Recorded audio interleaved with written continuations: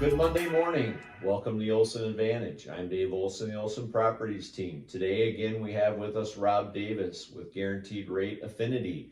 And we're going to dive into where do we see interest rates and lending kind of on the horizon based on what the experts are showing us and telling us and the current climate that we're in. We had some news today, didn't we, Rob? We did. So, as many of you know, we just went through the midterm elections, and there's a lot of unknowns out there with how the House and the Senate are going to fall out. But we had CPI, which is your Consumer Price Index, come out today, and it was weaker than expected, which means that the Fed's increasing interest rates over the last 90 days has really started to take an effect on our economy.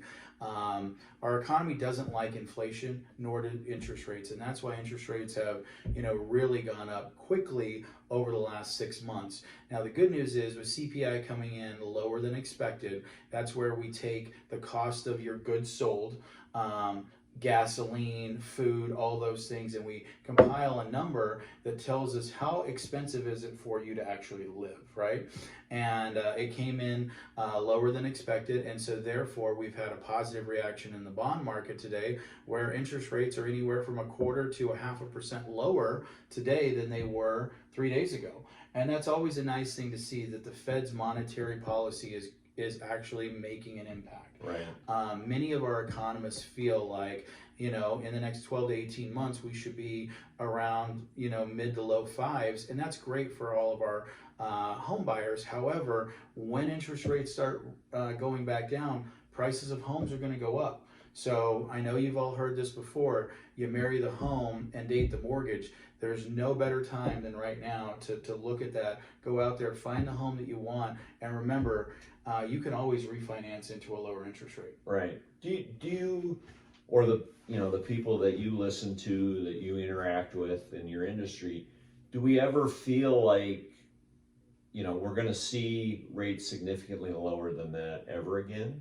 So it really depends. I mean, those were historically low interest rates when we were in the 2s and the 3s. We've never seen that before. And if you think about it, to capture and lend money for 30 years at 3.25% doesn't make sense for banks, because they're really not making much money on that money, right? So we anticipate maybe 4.5 being the low water mark of where rates will get down to. But at the end of the day, we need to make sure that we're being mindful of going out there and identifying, hey, what is the most important thing for me? Is it paying 100% interest on renting? Or is it possibly paying 6.5% or 7% today buying a home? Right. Because that's what many people are worried about is, hey, interest rates are super high. Well, you're paying 100% interest on rent. Right.